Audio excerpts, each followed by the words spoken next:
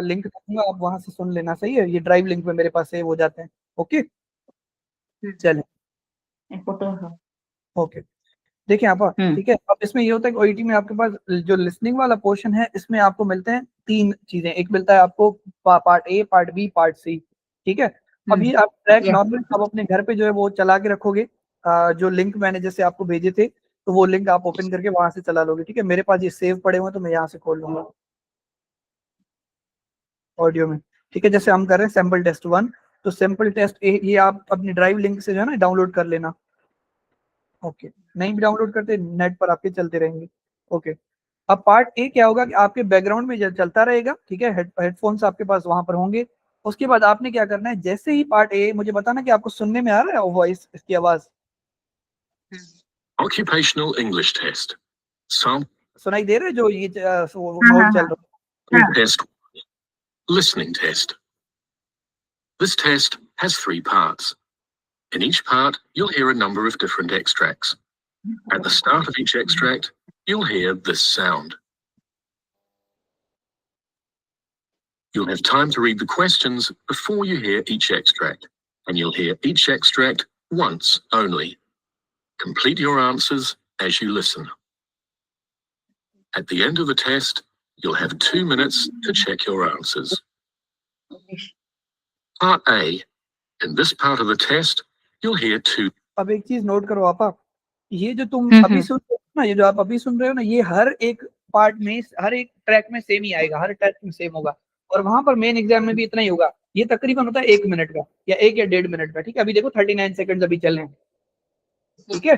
अब ये 1-1.5 मिनट आपने इसको नहीं सुनना, इस पे ध्यान नहीं लगाना। आपने मेन टाइम में क्या करना है, इसको रीड करना है यहाँ पर कि भाई पेशेंट है रे से 18 मंथ पहले आया था, 1 ईयर अगो आया था, 6 मंथ पहले आया था, last month patient's description of the symptoms, pain located, pain described. इसको बोलते हैं स्किम एंड स्कैन, कि आपको ऊपर आंखों में, कानों में वो चलता रहे, ठीक है। लिसनिंग वहां पर आपकी चलती रहे कि वो जो 1-1.5 मिनट वो जो अपनी कथा सुना रहे वो आप सुनते रहोगे, लेकिन फोकस आपका कहाँ पर होगा, यहाँ पर होगा, ठीक है। ऑक्यूपेशन देख लिया, इनिशियल ट्रीटमेंट देख लिया, रेफरल देखा, फर्दर ट्रीटमेंट भाई यहाँ पर एपिड्यूरल इंजेक्शंस की बात कर रहे हैं, इलेक्ट्रिकल इंपल्सेस की, decided not to try, previous diagnosis sciatica, probably related to dash. उसके बाद आपका इन्होंने दिया हुआ है reports to no history of pain in buttocks, ठीक है। 13 से 24 के बीच में जेक वेंटर दिया हुआ है, ठीक है। जेक वेंटर पेशेंट था, उसके बाद आपके पास पहले एक पेशेंट की थी रेसेंट की, 13 के बाद आपका दूसरा पेशेंट आ गया, ठीक है। एक्सट्रैक्ट 2 करेगा। अब जो एक्सट्रैक्ट 1 से 2 में आएगा, उसमें भी आपको वो डिफरेंशिएट करके देगा, और वहां पर भी आपको टाइम मिलेगा। जब तक हम लोग Jake Venter the dash on the left hand he did join up surrounding erythema, GP described appearance of lesion is, ठीक है। हिस्ट्री एंड कंडीशन 1999 चाइना, उसके बाद left hand not becoming more. अब ये हम क्या कर रहे हैं, ये हम इसको पढ़ नहीं रहे हैं, हम इसको जस्ट स्कैन कर रहे हैं कि भाई ये वर्डिंग यहाँ पर लिखी हुई है, ठीक है। In the lower bit advised information given says will be arranged. अब पार्ट ए हमेशा ऐसे ही करना है कि जब तक आपकी ये कथा सुना रहा है, क्योंकि ये कथा हर एक उसमें सेम ही होगी, जस्ट आपने एक चीज छोटी नोट कर लेनी है जब आप एक्सट्रैक्ट देख रहे हो, क्योंकि हम लोग डायरेक्टली पेशेंट पर आए। इतना सा छोटा सा चीज ये देख लो कि पेशेंट का जो डॉक्टर है वो है क्या, कि भाई जो मुद्दा है वो क्या चल रहा है। मुद्दा है डर्मा का, ये जो प्रॉब्लम है वो डर्मा की है, तो we have to think around the dermatological condition. आप साइकेट्रिस्ट हो, तो आपका पेशेंट जब आता है तो आप बाकी सारी चीजों को डाउन साइज करके उस पर सोचते हो। यहाँ पर आपने क्या करना, सोच करके डर्मेटोलॉजिस्ट के माइंड से सोचना है, क्योंकि ये, या यहाँ पर आपने फिजियोथेरेपिस्ट के माइंड से सोचना है। यहाँ पर पेशेंट भी आप हो, डॉक्टर भी आप हो, आपको दोनों के हिसाब से ज्यादा सोचना नहीं होता। एक और चीज, OET is not exam of your medical knowledge, OET is just a language exam. जो आपको वो बोल रहा है ना उसमें वॉइस नोट में, आपके हिसाब से कुछ भी हो, दुनिया का कोई भी मसला हो, जो उसने बोला है वो बस पत्थर की लकीर है, वो आपको यहाँ पर उतारना है। सिंपल एज दैट, बस ज्यादा उसमें सर नहीं खपाना। समझ गई ना, कि अपनी डायग्नोस्टिक माइंड मत चलाओ।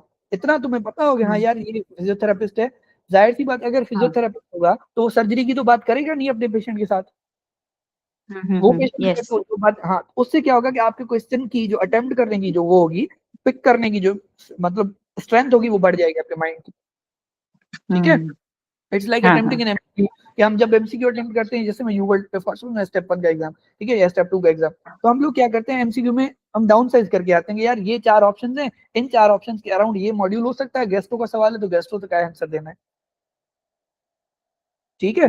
और दूसरी हाँ चीज आपने क्या करनी है, जब ये ट्रैक स्टार्ट होगा, जब वो आपस में बातें कर रहे हैं, अब आपको पता है कि भाई जो आपको जैसे वो बातें करते जाएंगे, आप सीरीज में यहाँ पर नोट डाउन करते जाओगे चीजों को, ठीक है। अब आप एक काम कर लो, अपने पास वो रखो, कॉपी रखो अपने पास, एक है कॉपी, कॉपी पेन है अपने पास, रखो एक नीचे,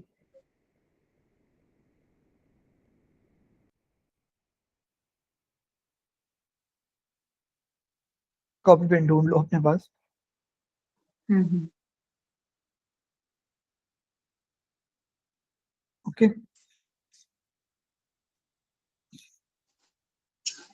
हम्म ठीक है, रख ली कॉपी। हाँ हाँ ओके, अब मैं ये करूंगा, ये यहाँ पर ओपन होगा, पीछे ट्रैक हम लोग चलाएंगे, आपके पास एक दो हम्म सवाल पहले हम अटेम्प्ट कर रहे हैं, ठीक है, साथ में मिलके, फिर हम क्या करेंगे आगे वाले, आप अपने हिसाब से अपनी कॉपी पे लिखोगे, मैं जो है अपनी कॉपी पे लिखूंगा, ठीक है। फिर हम एंड पे आके इसको हम्म डिस्कस करेंगे, आपने क्या किया है, मैंने क्या किया, और आंसर की क्या है। हम्म, ओके, हाँ हाँ चलें जी। अब नेक्स्ट है हमारे पास, यहाँ पर हम ट्रैक चलाते हैं। अब जब ये ट्रैक चलेगा, इसके लिए मेरे ख्याल से हमें मिलते हैं 15 मिनट्स मिलते हैं पार्ट ए के लिए, जितना मुझे याद आ रहा है। 15 मिनट्स में हमें ये 15 या 20 मिनट्स, अब मिनट्स मुझे एग्जैक्टली याद नहीं है, इतने ही कुछ होते हैं, ठीक है। अब टाइमर आपको साइड में वैसे नॉर्मली लगाना होता है, लेकिन 15 मिनट्स का क्या है, इसका जो टाइम होगा वही होगा ना ट्रैक का, 11 मिनट का ट्रैक है, टाइमर नहीं होगा, सॉरी माजरत, 15 मिनट्स होते हैं रीडिंग के पार्ट में। अब मैं एक चीज और यहाँ पर आपको इंटीग्रेट करना चाहूंगा, ठीक है, हम्म क्योंकि आपको रीडिंग का नहीं पता तो वो मैं आपको बता देता हूँ।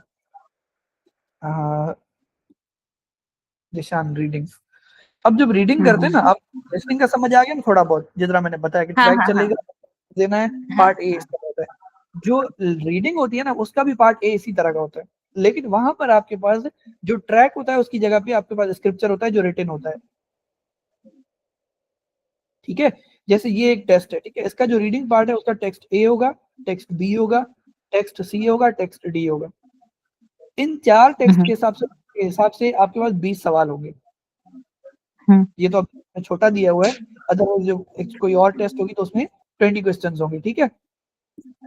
हम्म ओके, जैसे ये है, ठीक है, यहाँ पर आपको 21 क्वेश्चन दिए हुए हैं इन्होंने। इसमें से जो पहले जो आपके क्वेश्चन होते हैं, जो आपके ये जैसे जैसे ये वाले जो क्वेश्चन है, 6 क्वेश्चन आपके, 7 क्वेश्चन आपके पास, 7 क्वेश्चन ऐसे होते हैं, जैसे मैं मुझे 1 मिनट 332 पेज ओपन करने दो, आपको वहां से दिखाता हूँ जो ऑफिशियल हम्म टेस्ट है। अब ये ऑफिशियल टेस्ट है जो मैंने आज सुबह के टाइम अटेम्प्ट किया था, ठीक है। अब ये ए है हम्म टेक्स्ट, ये बी टेक्स्ट है, ये सी टेक्स्ट है, ये डी टेक्स्ट है, ठीक है। अब इसमें एक हम्म क्वेश्चन ऐसे होते हैं, ये जैसे ये क्वेश्चन है, ठीक है, इस क्वेश्चन का मकसद ये होता है कि जो आपकी लाइन लिखी हुई है, ये कौन से ब्लॉक से रिलेटेड है, ए से, बी से, सी से, डी से, ठीक है। जैसे ये ए से, तो यहाँ पर मैंने ए लिखा हुआ है फॉर सपोज, ओके, समझ आ रहा है। हाँ ये जो हाँ 7 क्वेश्चन है, ये स्टार्ट में अटेम्प्ट नहीं करने होते हमें, ये हमें लास्ट में अटेम्प्ट करने होते हैं, इसका रीजन मैं बाद में दूंगा, ठीक है। बस इतना याद कर लो, these 7 questions should be attempted at last, क्योंकि तब तक आपको ऑलमोस्ट हर एक चीज पता चल चुकी होती है। At the end of the 15 minutes आप इसको 2 मिनट में अटेम्प्ट कर लोगे, अगर शुरुआत में करने जाओगे आपको बहुत ज्यादा टाइम लग जाता है। और ये चीज आपको बताता है, या ओईटी के सीनियर्स भी जो देके आते हैं वो भी बताते हैं यही चीज, ठीक है। उसके बाद है आपके पास क्वेश्चन ओके नंबर 8 से। अब यहाँ क्या करना होता है, सबसे पहले जो 2 मिनट आपको मिले उसमें आपको स्किम एंड स्कैन करना होता है। अगेन स्किम एंड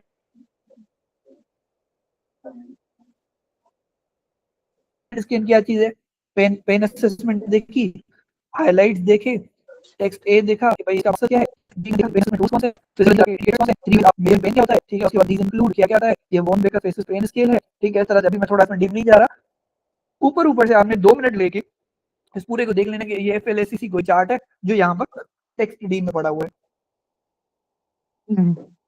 ठीक है, समझ आ रहा है।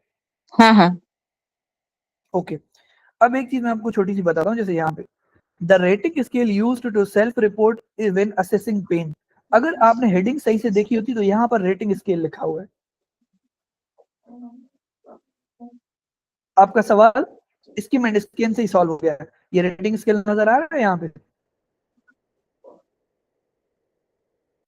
हाँ ये रेटिंग, ये अगर आपने, मैं जस्ट एग्जांपल दे रहा हूँ कि हमने और कुछ अभी तक देखा ही नहीं है इसका टेक्स्ट का, प्रॉपर हमने ढंग से इसको पढ़ा ही नहीं है, लेकिन ऊपर ऊपर से भी हमारा एक सवाल सही हो रहा है रेटिंग स्केल वाला, ऊपर वाला। हाँ तो एस्टीमेट स्केल का ये सबसे बड़ा फायदा। अब क्या करना है आपने, 8वां नंबर जो क्वेश्चन होगा उसको आपने पढ़ना है। Which pain assessment tools should be used in children who are developmentally disabled और टू यंग टू स्पीक। कि ऐसे बच्चे जो आपके डेवलपमेंटली डिसेबल्ड हैं और टू यंग टू स्पीक हैं, उनमें कौन सा जो है पेन असेसमेंट टूल आपको यूज करना चाहिए। अब इसके लिए आपको क्या करना होगा, आपको यहाँ पर वर्डिंग ढूंढनी है ऊपर इन 4 टेक्स्ट में। कहीं कहीं पर आपको डेवलपमेंटली डिसेबिलिटीज नजर आ रही है, यहाँ पर कहीं देख लें आसपास में।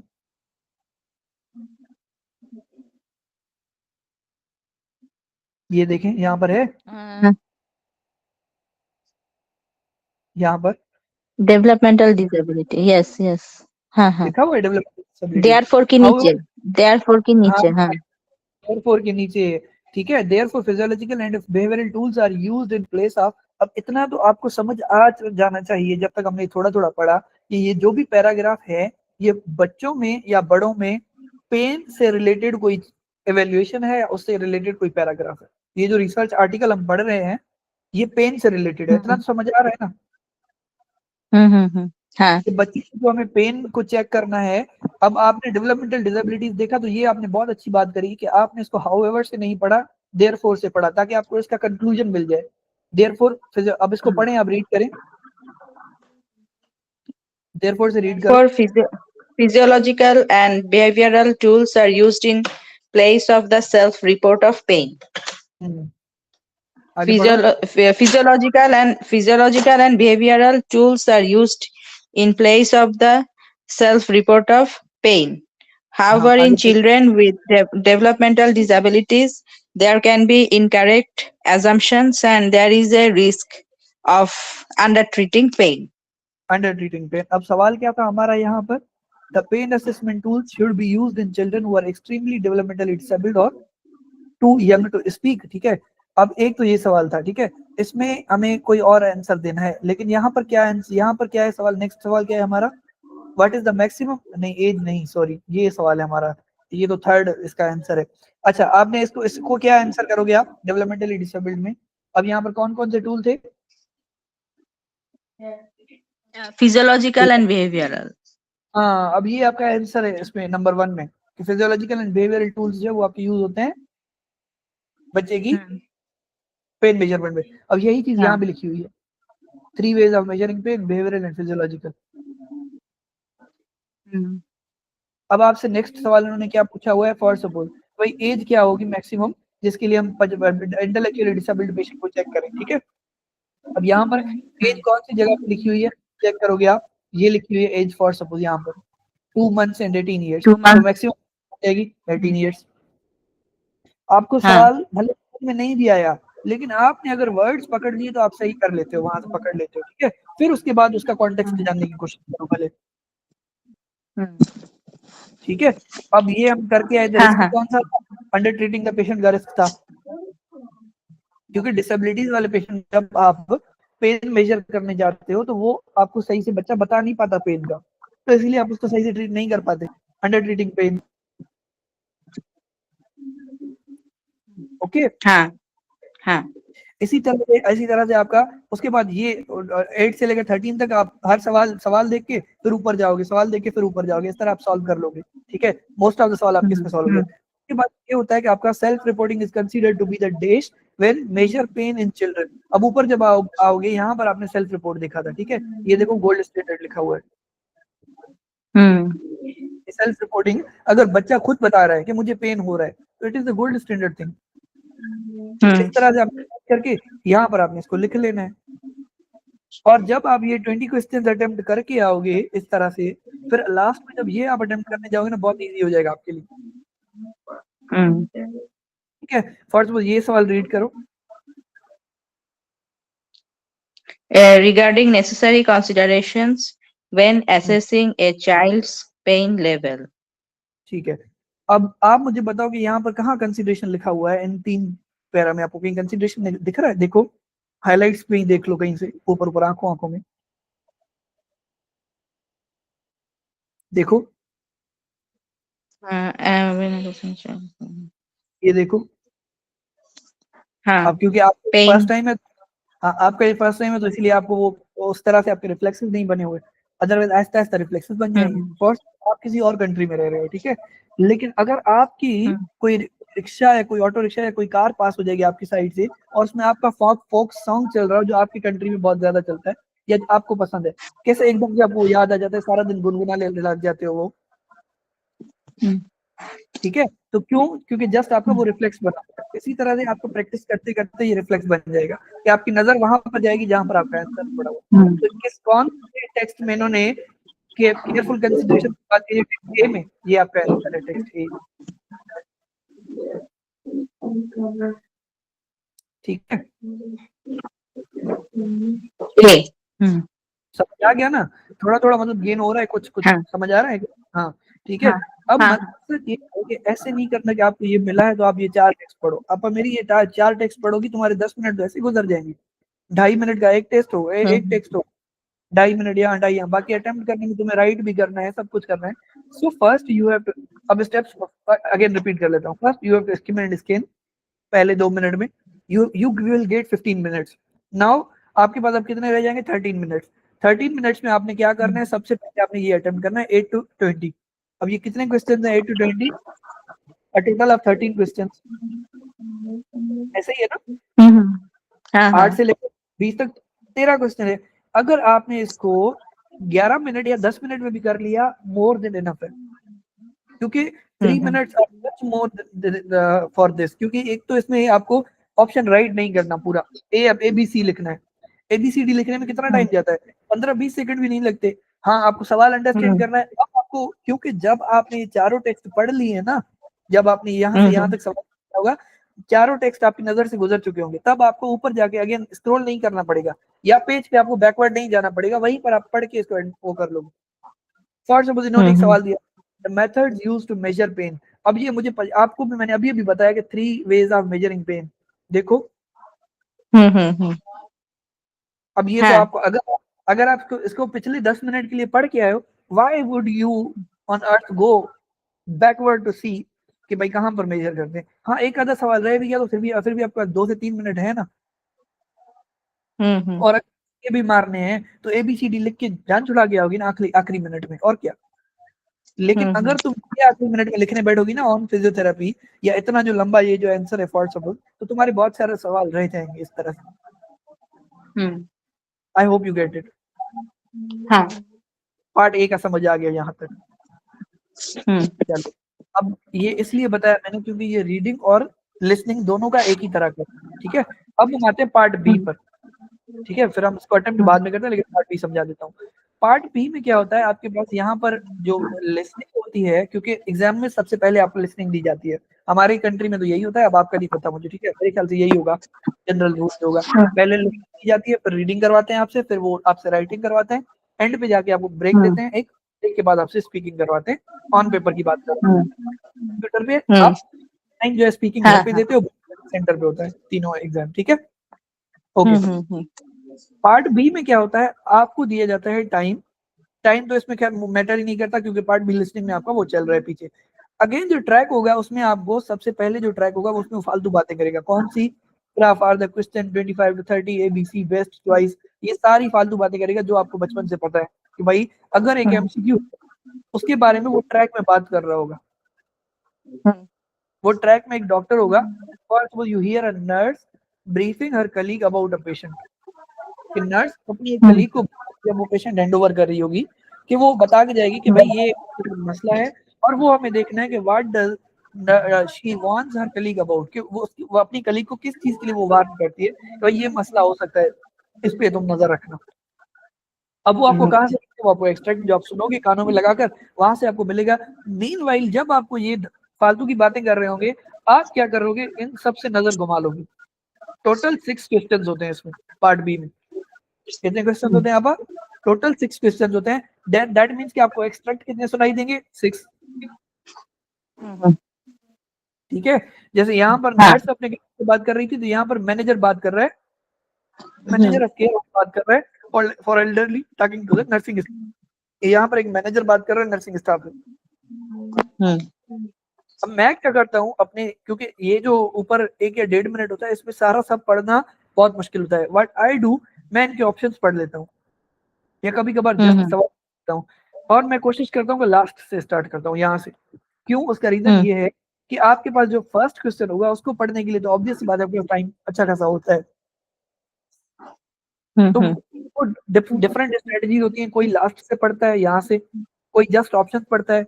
मेरे जो कलीग्स हैं काफी वो ऐसे करते थे कि वो जस्ट ये वाला लाइन पढ़ते थे बस, कि उनको क्वेश्चन का पता हो, ऑप्शन को बाद में देखते थे जब वो सुनते थे। अब यहाँ पर आपके रिफ्लेक्शन बहुत ज्यादा अच्छे होने चाहिए। आपका यहाँ पर ऊपर जो आपका ट्रैक चल रहा है उसमें भी ध्यान हो, और आपकी आंखें ये भी पढ़ती रहें, दोनों की कोहेरेंस बहुत अच्छी हो देखने और सुनने की। Specially like audio visual learner जो मैं हूँ, मेरे लिए लिसनिंग थोड़ा इजी होती है as compare to reading. Like क्योंकि मैं अच्छा ही ऑडियो विजुअल हूँ, मैं लेक्चर्स बहुत ज्यादा प्रेफर करता हूँ as compare to reading books, या मैं पॉडकास्ट सुनता रहता हूँ, ठीक है। तो इस वजह से, जबकि मैं रीडिंग मुझे बहुत तंग कर रही है ऑन पेपर स्पेशली, क्योंकि मैं ऑन पेपर हार्ड बुक पढ़ा ही नहीं हूँ कभी। इवन मैंने जो फर्स्ट एड पढ़ी है वो भी 2 साल तक मैंने उस पर पढ़ी है, अपना ये जो सॉफ्ट बुक होती है उस पर पढ़ी है। ठीक है, तो कहने का सिंपली मकसद हुआ कि किसी बंदे के लिए रीडिंग आसान होती है, किसी के लिए लिसनिंग आसान होती है, बट एट द एंड आपको सब करना होता है। पार्ट बी समझ आ गया? इसका इसी तरह जो आपका पार्ट बी रीडिंग का होता है इसी तरह से होता है। आपको इन्होंने एक एक्सट्रैक्ट दिया होता है, ठीक है। इसका एक टाइम जैसे 15 मिनट्स होते हैं आपके पार्ट ए के लिए, रीडिंग पार्ट ए के लिए कितने होते हैं? 15 मिनट्स। और आपका जो पार्ट बी सी है वो आपको पहले पार्ट ए देते हैं आपको वो लोग, फिर आपसे वो पेपर वापस ले लेते हैं। अब आपको जो पार्ट बी सी है इसके लिए आपके पास टाइम होता है 45 मिनट। जनरल रूल ये कहता है कि जो पार्ट बी है वो थोड़ा इजी होता है, तो इसलिए आप इसको 12 to 13 मिनट्स में निपटाओ, ये 12 to 14 मिनट्स में इसको चिल करो, ठीक है। इसको खत्म करो, फिनिश करो इसको। बाकी का जो आपका 32 मिनट्स होंगे वो आपको देने पार्ट सी को, क्योंकि पार्ट सी चाहे रीडिंग हो या लिसनिंग हो दोनों का टफ होता है। एंड उन्होंने पार्ट सी को टफ इसीलिए रखा है कि पहले आते साथ आप थोड़ा फेमिलराइज हो जाओ, फिर आहिस्ता आहिस्ता करके आप चीजों में कॉम्प्लिकेट होते जाओ, ठीक है। अब जैसे वहां पर आपको ट्रैक सुनाई देगा किसी भी एमसीक्यू अटेम्प्ट करने से पहले या एमसीक्यू अटेम्प्ट करने के साथ, यहाँ पर आपको क्या होगा कि वो लोग आपको ये पैराग्राफ दे देंगे, जैसे ये पैराग्राफ है, ठीक है। अब ये पैराग्राफ है, ठीक है। अब इस पैराग्राफ के लिए आपको क्या करना है? अब एक बात सुनो, इसमें कितने क्वेश्चंस होते हैं आपको पार्ट बी के लिसनिंग के, रीडिंग के? कितने क्वेश्चन होंगे? अगर ये लिसनिंग में 6 थे तो यहाँ पर भी 6 ही होंगे, ठीक है। कितने होते हैं? कितने होते हैं? रिपीट करें मेरे साथ। हाँ पार्ट बी के लिए हाँ 6। पार्ट बी के जो रीडिंग के क्वेश्चन होंगे वो 6 होंगे, 1 2 3 4 5 6, ठीक है। अब 6 पैरा और क्वेश्चन के लिए आपको कितना टाइम है? 12 minute, that means 2 minute question. अब आप क्या करोगे? पढ़ो, इसको रीड करो। पहले आप सवाल रीड करोगे, हमेशा रीड करो। The special access scheme should be used when the patient requires specialized treatment. All other possibilities have been exhausted. The standard of the product has been verified. ठीक है। अब आपको अब क्या करना है?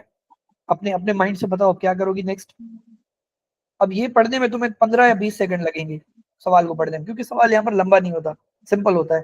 अब एक्सट्रैक्ट करोगी, पढ़ो एक्सट्रैक्ट, रीड करो शुरू से लेकर।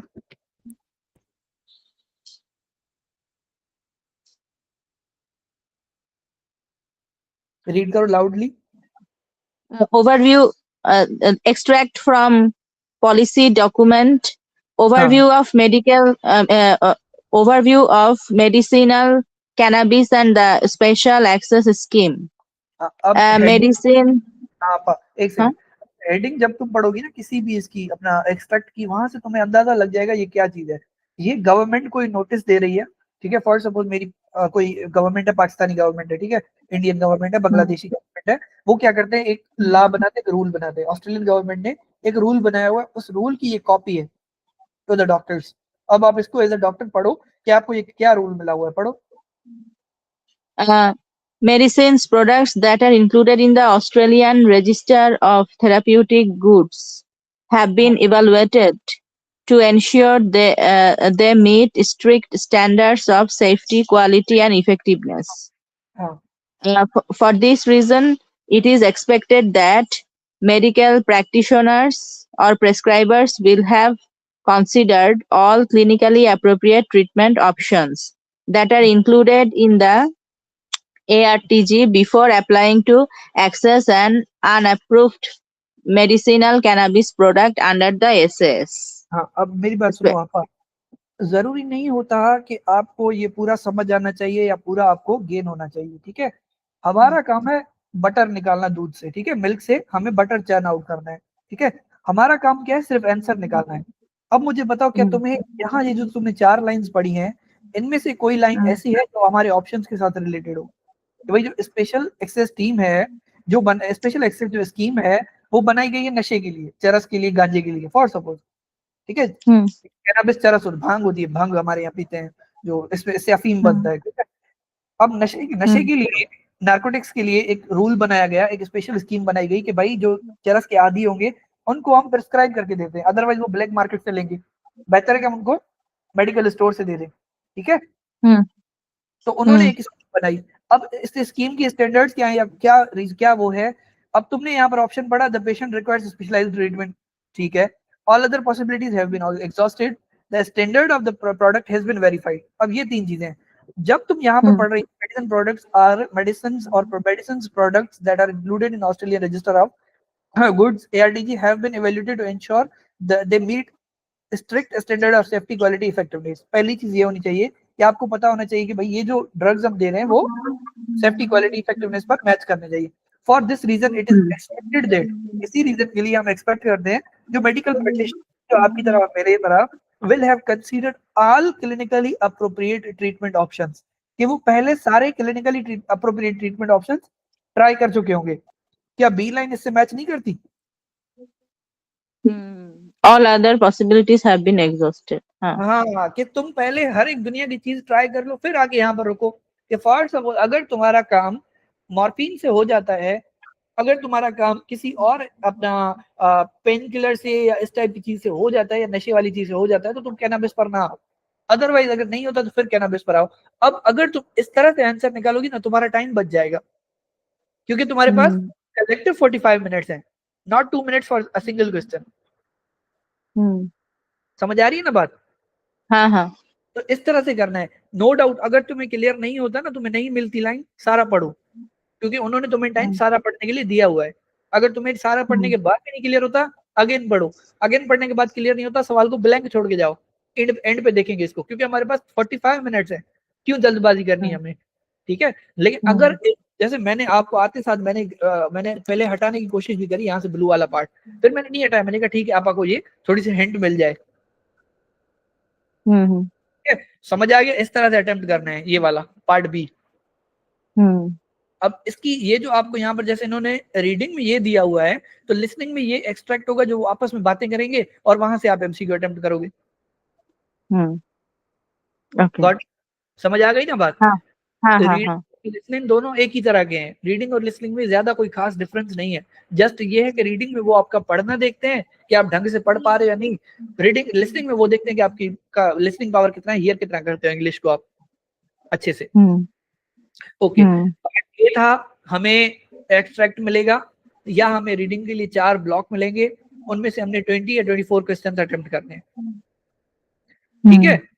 अब एक और जो पार्ट ए होगा ना, जो पार्ट ए होगा दोनों का, रीडिंग और लिसनिंग का, इनमें आपको कम से कम जो आपके 18 आउट ऑफ 20 या 17 आउट ऑफ 20 आपके होने चाहिए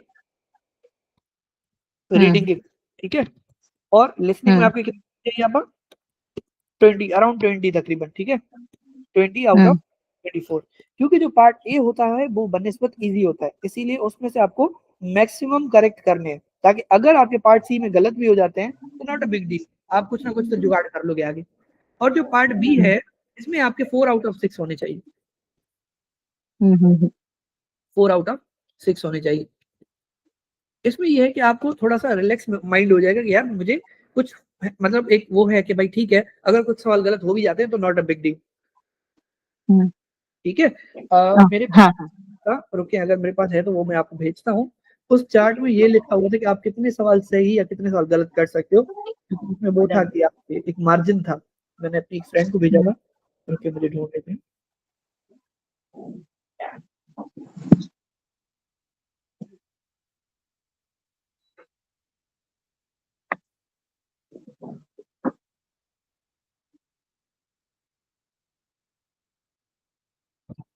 हाँ मिल गया।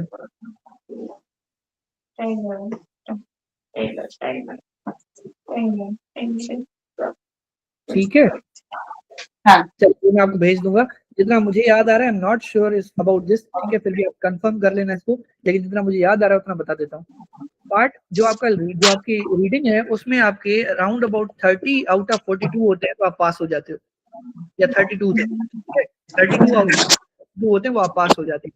इसी तरह से जो आपका लिस्टिंग वाला पार्ट है उसमें भी आपके अराउंड अबाउट 48 होते हैं टोटल शायद, ठीक है, तो 48 में से या 44 होते हैं, 46 होते हैं, 46 में से आपको अराउंड अबाउट 35 करने होते हैं। ठीक है, मतलब ये आपका बी ग्रेड आना चाहिए, इसमें 350 आपका स्कोर होता है और ये आपके नंबर होना चाहिए, बी प्लस होना चाहिए आपका। ओके समझ गॉट इट, पास करने क्योंकि आपको जरूरी नहीं है कि आप इतनी ज्यादा मेहनत करो, सारा सारा दिन पढ़ो और आपके जो है आप कहोगे यार मेरे 42 आउट ऑफ 42 हो, ठीक है, पास हो, जान छुड़ाओ बस। आपके लिए यूके के लिए, आपके प्लैब के लिए, आपके यूएसएमएल के लिए सब आपके बी प्लस आपसे डिमांड करते हैं, that's it. OET is exam of convenience, अपनी कन्वीनियंस के हिसाब से आप अपनी इंग्लिश को इम्प्रूव करो, दैट्स इट, बस ज्यादा उसमें घुसना नहीं है, जैसे हम लोग एक्चुअली पढ़ते कि हमारा स्कोर अच्छा है। ओके, हाँ आगे चलें अब। हाँ हाँ पार्ट बी दोनों का समझ आ गया, लिसनिंग का भी हाँ। और अब जो पार्ट सी होता है ना, वो भी अगेन सेम ही उस पे होता है पैटर्न पे, कि आपको एमसीक्यू मिलेंगे और आपका एक्सट्रैक्ट पीछे चलेगा, लेकिन जो पार्ट सी का एक्सट्रैक्ट होगा वो थोड़ा मुश्किल होगा। ठीक है, अब हमने कितने मिनट दिए थे आपको पार्ट सी को, अराउंड 32। हाँ ठीक है, यानी 32 दिए हैं, तो उसमें क्या होगा आपका पार्ट सी में आपके दो पोर्शन होते हैं, एक C1 होता है, दूसरा C2 होता है। C1 में 6 क्वेश्चंस होते हैं, फिर C2 में 6 क्वेश्चंस होते हैं अलग से। ठीक है, और आपको ये जो क्वेश्चन होते हैं थोड़े मुश्किल होते हैं, वो इसलिए कि इनमें कभी कभार सीरीज फॉलो होती है, कभी नहीं होती। ऊपर जो भी आपने किया है ना, उसमें जो ट्रैक आपके कानों में चलेगा वो सीरीज के साथ चलता आएगा, और इस बातें जो होती हैं वो वेग होती हैं, समटाइम आपको पर्पस निकालना पड़ता है, आपको खुद समझना पड़ता है कि यार किस चीज की बात कर रहे हैं। मीनवाइल आपको ऑप्शन भी पढ़ने होते हैं, बट ये विद प्रैक्टिस ठीक हो जाता है। ओके, अब हम आगे चलते हैं। इसका पार्ट सी जो हमारा ये है रीडिंग का, वो भी इसी तरह का होता है, ये C1 है फॉर सपोज। ठीक है, अब C1 में क्या है, यहाँ पर पैराग्राफ है, आगे सवाल है, पैराग्राफ सवाल है, पैराग्राफ सवाल। अब ये टोटल 12 पैराग्राफ होंगे, एक किस्म के होंगे, 6 दूसरे किस्म के होंगे। ठीक है, इस तरह भी हो सकता है कि एक ही पैराग्राफ में से 2 क्वेश्चन। ओके, या हो सकता है ये जैसे पैराग्राफ 6। अब ये आपने देख लिया ये वाला पैराग्राफ। अब एक और चीज आती है जो पार्ट सी में होती है। पार्ट सी में समटाइम क्या होता है, पैराग्राफ बहुत लंबा होता है, मतलब वो जो पैराग्राफ होता है वो जैसे ये पार्ट सी है। ठीक है, ये पार्ट सी है मेरे ख्याल। अब ये देखिए ये कितना लंबा है पैराग्राफ, आर्टिकल लिखा हुआ है। अब इसमें से 6 क्वेश्चन होंगे आपके पास। ठीक है, अब इसकी ट्रिक क्या होती है आपका, जब आप 15 क्वेश्चन पढ़ रहे हो, कोशिश करो कि आप फेज इस पे पार्ट 1 पे इस पे फोकस रखो, पैरा 1 पे। जब 16 पढ़ोगे पैरा 2 पे, 13 पढ़ोगे पैरा 3 पे, 14 पढ़ोगे पैरा 4 पे, 16 पढ़ोगे पैरा 5 पे, 17 पढ़ोगे 60 मतलब 16 पढ़ोगे पैरा 6 पे। ठीक है, तो इस तरह से आप पैरा वो कर सकते हो। ये ट्रिक्स होते हैं, आपको पता है, मुझे भी पता है कि ये ऑप्शन ये एब्सोल्युटली करेक्ट 100% करेक्ट नहीं होते, ये जुगाड़ होता है। ठीक है, ये मतलब यूं समझो कि जैक होता है कि जिसकी तरह जिससे आप हेल्प मिल जाएगी आपको। या समटाइम आपको ऐसे सवाल होते हैं, what is meant by one of the pillars in the third paragraph. अब आप डायरेक्टली थर्ड पैराग्राफ में जाओगे, 1 2 3, यहाँ पर देखो ये वन ऑफ द पिलर्स लिखा हुआ है, इसके सराउंडिंग की चीजें पढ़ के आप ऑप्शन अटेम्प्ट करना है। यस ठीक है, हाँ समझ आ गया? हाँ हाँ हाँ आई होप कि आपको पार्ट 1 2 3 की जो भी चीजें हैं वो तो आपको एटलीस्ट लिसनिंग और रीडिंग के क्लियर हो ही गए होंगे। बाकी अटेम्प्ट कैसे हम्म करते हैं वो भी हम करते हैं, ठीक है? ओके। हम्म।